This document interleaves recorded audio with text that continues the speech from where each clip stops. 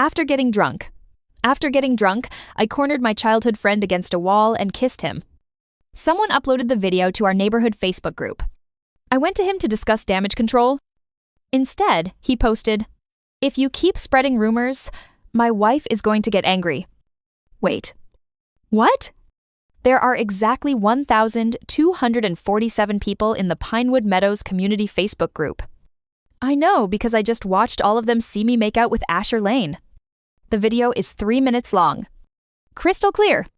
Someone had the decency to add a tasteful blur over our faces, which misses. Chen from 3B immediately undid by tagging me in the comments. Harper, is that you? This is the same woman who claims she needs bifocals to read her own mail. The same woman whose lost terrier I've helped find 6 times. Somehow, she can identify me in grainy night vision footage, pressed against a brick wall, my hands in Asher's hair. The comments multiply like bacteria. That guy is hot. My husband and I haven't kissed like that since our honeymoon. Bold of you to assume it was ever like that. I'm frantically trying to message the original poster when my phone buzzes. Did you see the group? Asher's voice is sleep rough, deeper than usual. I saw it. My fingers are shaking. I was drunk last night. Why didn't you stop me? The pause stretches long enough that I check if the call dropped. You were. Very determined, he says finally. I didn't think you'd want me to. Heat floods my face. What are we going to do? The video's already out there. Can't undo it now. That's exactly what the person who posted it said. Harper. His tone shifts, becomes measured. Let me handle this. Can you actually fix this, or are you just saying that? I can try. I watch the comment count tick past 90. Okay. Fine. Do something. The moment I hang up, his name appears in the group thread. If you keep spreading rumors, my wife is going to get angry. I stare at my screen. Wife? My phone won't stop buzzing. I throw it across my bed and press my face into my pillow. This is not damage control. This is gasoline on a fire. The baseball cap is pulled low. Sunglasses, even though it's overcast. Medical mask that covers half my face. I look like I'm about to commit a crime, which feels appropriate given what I'm about to do to Asher. The parking garage is dim and empty. I'm 3 steps from my car when someone touches my shoulder. I spin around, fist raised. It's me. Asher raises both hands in surrender, but he's smiling. Easy. What are you doing here? Bringing you this. He holds up a paper coffee cup. Thought you might need footsteps echo from the stairwell. Multiple pairs. I react on instinct, shoving him backward into his car, scrambling in after him, pulling the door shut. We collapse into the back seat in a tangle of limbs. Don't move, I hiss, flattening myself over him. His laugh vibrates through my chest. This is becoming a pattern with you. The footsteps grow louder. Through the window, I see my mother walking with Mrs. Chen and 2 other neighbors, deep in conversation about someone's son's new job. I sink lower, which presses me more firmly against Asher. His hands come up to my waist, steadying or holding, I can't tell. They're going to see us, he murmurs near my ear. They won't if you stay still. But the group pauses right next to the car. Mrs. Chen is showing everyone something on her phone, probably that cursed video. I can hear her voice through the glass. I always thought Harper was such a nice, quiet girl. My mother's response is too soft to hear, but I catch her tone resigned, maybe a little embarrassed. The weight of it settles on my chest. All those years of being nice Harper and helpful Harper, and this is what it comes down to. Asher's thumb moves in a small circle on my hip. When I finally look at him, his expression is unreadable. Is being seen with me that bad? He asks quietly. The group moves on. I lift my head. What? You heard me. Asher, but he's already nudging me off, opening the door, sliding out. He walks away holding his lower back, and I realize with horror that I've landed on him twice now in 2 days. I slump in the back seat. What am I doing? The interview is my 5th this month. The recruiter has that look, the one where she's already mentally filing my resume in the recycling bin, but has to sit through 20 more minutes of professional courtesy. We'll be in touch, she says, which is corporate speak for please don't call us. I text Juniper on the train ride home. Another bust. I think I'm cursed. Your love life going any better? Have you locked down Asher yet? My face heats remembering this morning. I pinned him in his car today. Nothing happened though. I know. I should have gone for it. Are you sure? Why wouldn't I be? Gotta go. Applying to more jobs. Okay, good luck. Something about her response feels off, too brief, too casual. But I'm already opening my email, and Orion Creative wants to interview me. I read it 3 times. Orion Creative. The Orion Creative. The design firm that just won Adweek's Agency of the Year. This has to be a mistake. I'm still staring at the email when my phone rings. Unknown number. I let it go to voicemail, then realize with creeping dread that the last message I sent wasn't to Juniper. The profile pictures are nearly identical, both sunset photos, just slightly different angles. I open the correct thread. The messages I meant for Juniper are sitting in my chat with Asher. I pinned him in his car today. I should have gone for it. Watch me teach him a lesson. His reply sent 2 minutes ago. Good luck with that.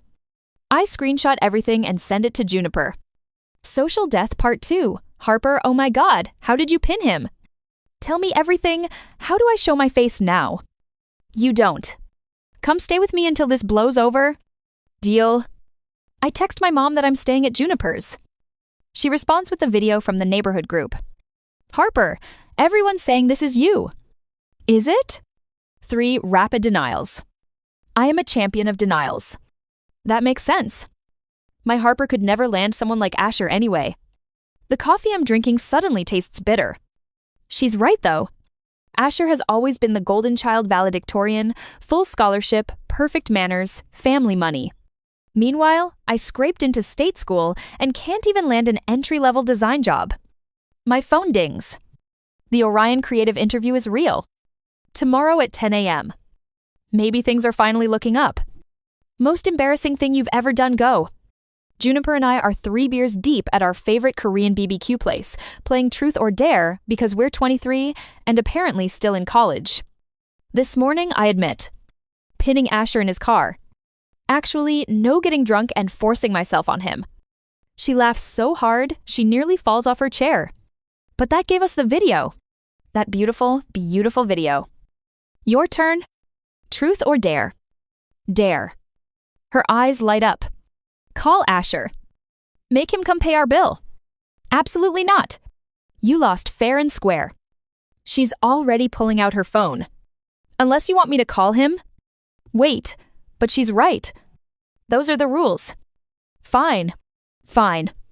I dial. She puts it on speaker. He answers on the second ring.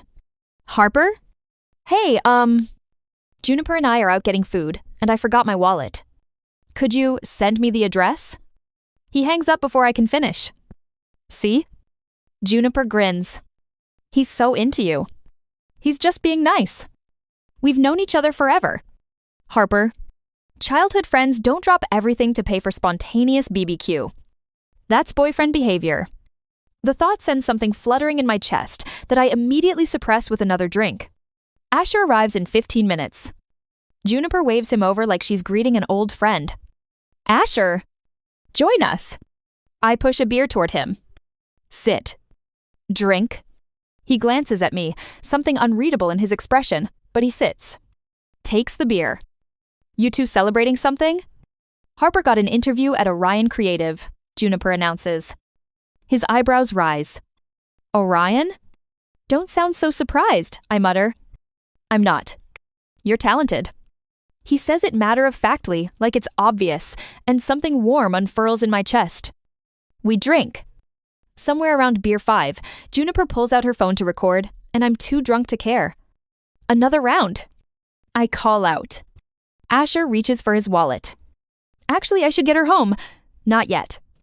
Juniper grins. Drink 3 more and you can take her. He looks at me, then at her, then sighs and reaches for another bottle. 3 beers later, even his eyes look slightly unfocused. Good luck, Juniper whispers in my ear as we leave. Don't waste this. No taxi will take me. Asher ends up half carrying me home, my arms slung around his shoulders. Why'd you drink so much? Celebrating. The words slur together. Orion wants me. Can you believe it? I can. You're just saying that. I'm not. He shifts my weight, adjusting his grip. You're good at what you do, Harper. You just don't see it. The streetlights blur together. I'm not like you. You're perfect. Top of every class, everyone loves you. You make everything look easy. That's not true. It is. I stumble, and he catches me. I'm so ordinary. But Orion wants me. For the first time, something good is happening. He stops walking.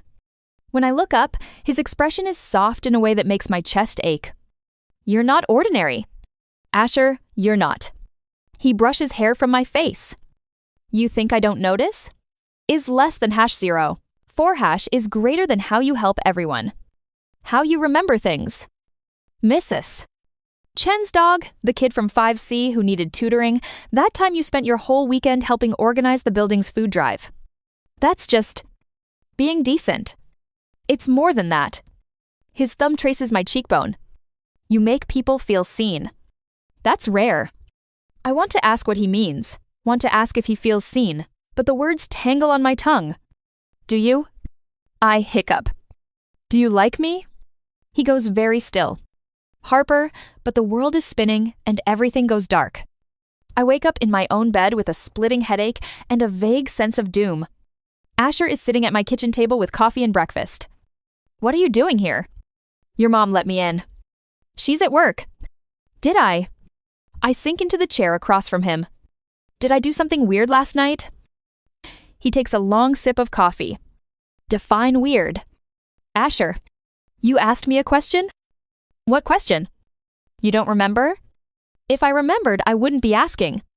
He stands abruptly. Never mind. Good luck with your interview. Wait, you have... I catch sight of his neck. Dark red marks. Several of them. He freezes. I stare. He doesn't move. The silence stretches until understanding crashes over me in a mortifying wave. He leaves without another word.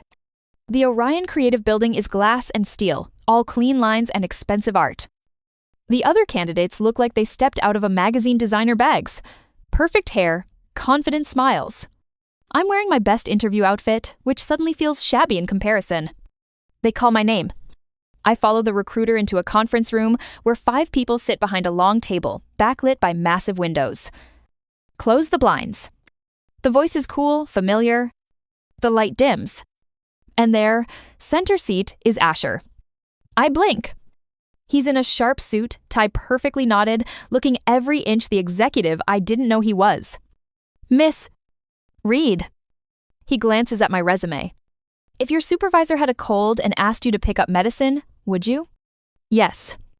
And if HR said you were skipping work? I'd request time off first. That way, I help without putting anyone in a difficult position. The other interviewers exchange glances. One woman smiles. Asher nods slowly. Thank you. We'll be in touch. I float back to the waiting room in a daze. The designer bag candidate is complaining to her friend. She went to state. There's no way. My phone buzzes. Unknown number. Miss Reed? This is Sarah from Orion HR. We'd like to offer you the position. Mr. Lane recused himself from the final hiring decision to avoid any conflict of interest, but the rest of the panel was unanimous. Can you start Monday? I accept in a daze. Both women's jaws drop when the recruiter emerges to shake my hand. My first day, I meet Lincoln bright-eyed, fresh off a semester abroad, friendly to the point of being overwhelming. Cafeteria? He suggests at lunch. Actually, I'm meeting someone. Perfect, me too. Let's go together. He's already pulling me toward the elevator. I text Asher eating with a new colleague. Rain check? Okay. Bring me chocolate ice cream. The cafeteria is everything the internet promised: sushi bar, pasta station, and yes, actual lobster. Lincoln grabs 2 chocolate ice cream bars. Great minds. One's for a friend. Harper, I'm friendly too. He grins, pocketing both. Don't worry, I got you.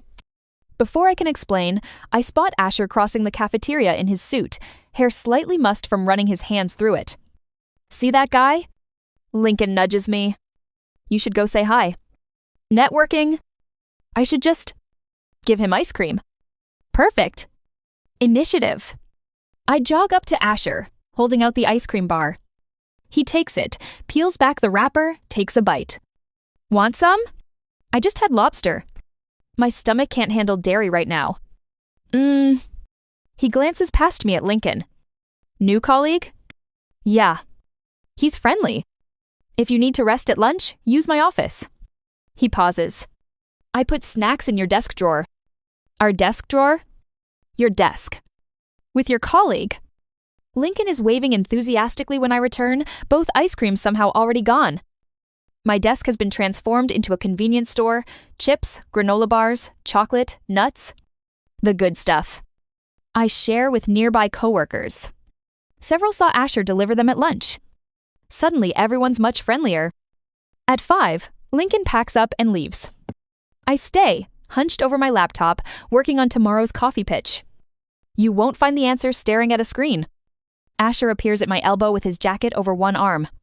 Come on. I'll show you. The coffee shop nearby is packed with the after-work crowd. Asher buys 2 lattes and guides me to a table by the window.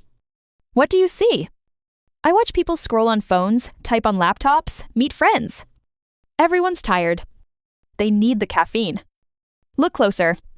He nods toward 4 people in business clothes, speaking in low, polished tones. Coffee culture started as luxury imported, expensive elite. Now it's mainstream. Who's your audience?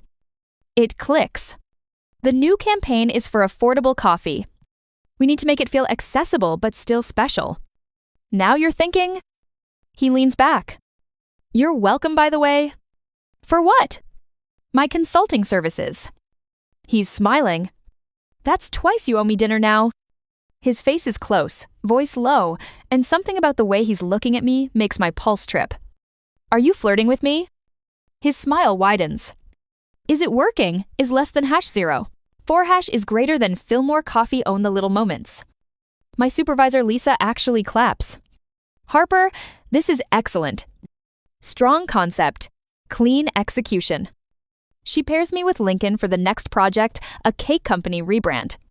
We spend the week visiting bakeries, and it's Lincoln who overhears the breakthrough a parent complaining about kids getting cavities from birthday cake. Low sugar angle, I say. His eyes light up. That's it. The campaign gets approved. The first ad goes live on social media, and even though it's small, even though we're just interns, seeing our work out in the world feels like winning the lottery. Then my phone explodes. The Pinewood Meadows video has been cross-posted to a local subreddit. Then TikTok. The wife comment Asher made is getting analyzed in 300 comment threads. Corporate nepotism? Is he married to an intern? Someone needs to report this to their HR. Juniper sends me a screenshot of a local lifestyle blogger's post, Orion Creative Executive's secret marriage power imbalance or true love. I'm staring at my phone when Lisa stops by my desk. Harper. Conference room. Now. HR is already there. So is Asher. The woman from HR, Sarah, who called with my offer, has the blogger post open on her tablet. We need to address this before it escalates. Mr. Lane has already filed a relationship disclosure form, which he should have done before Miss Reed's interview. That's on record. She looks at me. Were you aware of his position here when you applied? No. I found out during the interview. And you've been dating since. I glance at Asher. His expression is carefully neutral. We haven't officially dated, I say carefully. We've been friends since childhood. The video was a drunken mistake that got out of hand. But you are involved now? The question hangs in the air. Asher speaks before I can. We're not involved in any way that creates a conflict. I've had no input on Harper's assignments or evaluations. I recused myself from her hiring. If there's concern about perception, I'm happy to transfer to a different division. That won't be necessary. Sarah closes her tablet. But we'll need both of you to sign updated disclosure forms. And Miss Reed, you'll report directly to Lisa, with a firewall between you and Mr. Lane's oversight. No joint projects, no performance reviews that cross his desk. Understood? We both nod. Good. And for what it's worth? Sarah almost smiles. The blog post is getting ratioed. Apparently, people think you two are adorable. Team dinner tonight. Lisa announces later. Welcome party for our rising stars. We end up at a barbecue place, the whole team squeezed around a long table. Meat sizzles on the grill, beer flows freely, and I'm 3 drinks in when another group arrives. Asher leads them in, scanning the room until his gaze finds mine. Lisa stands. Mr. Lane. Join us? If there's room. He sits next to me close enough that I smell his cologne cedar and something crisp. How much have you had? He's eyeing my flushed face. Not much. Tomorrow's Saturday at least. I swat his hand away when he reaches for my glass. That's mine. All right. He pours himself one instead, toasting Lisa. Thank you for mentoring her. She's a natural, Lisa says. Especially with your tutoring. Someone from Asher's team grins. So this is the childhood sweetheart. No wonder you turned down Emma 3 times. Emma, the office's unofficial beauty queen. My drink has made me bold. You asked if I like you. I turn to him. Do you like me? His expression shifts. Everyone at the table has gone quiet, watching. Harper, because I think I do. Like you. The words tumble out. I think I've liked you for a really long time, and I'm tired of pretending I don't. The room tilts slightly, but this time I stay conscious long enough to see him smile. Yeah, he says softly. I like you too. Someone starts clapping. Then everyone joins in. I hide my face against his shoulder, laughing. At the movie theater, Juniper shows me a photo on her phone. Saw Asher yesterday. With some girl. The image shows him carrying shopping bags, smiling at a woman in a sundress. My chest constricts. Oh. Just thought you should know. I stare at the photo until the screen blurs. Those marks on his neck. What if they weren't from me at all? Harper? I paste on a smile. I'm fine. Let's watch the movie. But I'm not fine. Monday morning, Lincoln finds me red-eyed at my desk. You okay? My dog died. The lie comes easily. Oh no. I'm sorry. Let's just work. Asher appears midday with an apple, setting it on my desk. Harper. He frowns at my face. Have you been crying? Lincoln jumps in. Her dog died. The one she had for 20 years. Asher's confusion is immediate. I've been allergic to pet dander my entire life, but I cut him off. We need to go. Site visit. I grab Lincoln's arm. Cemetery project. When we return hours later, there's a massive bouquet of roses on my desk. The card in Asher's handwriting, Harper hot pot tonight? Or barbecue. Or anything. Please. I text Juniper free tonight? Already invited. But Harper, I asked around. That girl was his cousin. And those marks were definitely from you when you were drunk. The relief is so intense I nearly cry. Oh my God. You really thought he'd cheat on you? Girl. That man is gone for you. I hug the flowers to my chest, grinning like an idiot. Lincoln walks by. Whoever sent those made you forget about your dog real fast. Dinner is hot pot with Juniper and her coworkers. Asher sits beside me, quietly placing cooked meat in my bowl. This one's mild. I bite into it. My tongue catches fire. You liar, spit it out, never. I'm already chewing determinedly, eyes watering. He hands me juice, shaking his head. You're going to hurt yourself one day. After dinner, we walk home through streets lined with sycamore trees, leaves crunching underfoot. Remember the tree at our elementary school? I ask. The one where I made you bookmarks? You made me 300. I couldn't even use them all. I was thorough. A breeze picks up, scattering leaves across the sidewalk. He hands me his jacket without a word. I remember the pickup line Lincoln used on someone earlier. My heart starts pounding. Actually, I have powers. What kind? I'm super into you. It comes out joking, light, but when I look up at him, his expression stops my breath. Say that again. He's leaning down, close enough that I can see gold flecks in his eyes. It was just a joke, Harper. He pulls me closer, one hand cradling the back of my head. I have powers too. I'm super into you. Not a joke. Not a line. The street noise fades. There's only his voice, steady and certain. Why? My voice cracks. I'm nobody special. You're everything special. He wipes away tears I didn't realize were falling. You're the brightest thing in my world. I kiss him before I can overthink it, standing on my toes, hands in his hair, pouring years of wanting into it. He kisses me back like he's been waiting just as long. Epilogue. My parents barely react when we tell them. Dad chuckles. About time. Mom looks satisfied. That boy's been patient. Wait. I stare at her. You said I wasn't good enough for him. Well, you're not. But he thinks you're perfect, so who am I to argue? Then why did you set me up on blind dates? Asher asked me too. He wanted to do things properly with your parents' blessing. You're the one who threw a tantrum and ran off. I am apparently the last person to know about my own love story. Asher proposes on a boat at sunset, with a video montage compiled by Juniper coffee runs, late-night work sessions, the way he looks at me when he thinks I'm not watching. I'm wearing a champagne dress that cost a month's salary. Worth it, by the look in his eyes. The wedding is simple close family, closer friends. Juniper cries through the whole ceremony until I throw her the bouquet. Be happy, she whispers. Every day, Asher promises. Every hour. Every minute. 2 years later, we have a son. Sullivan is 3 when he asks, "Why do you call Mommy baby?" I'm the baby.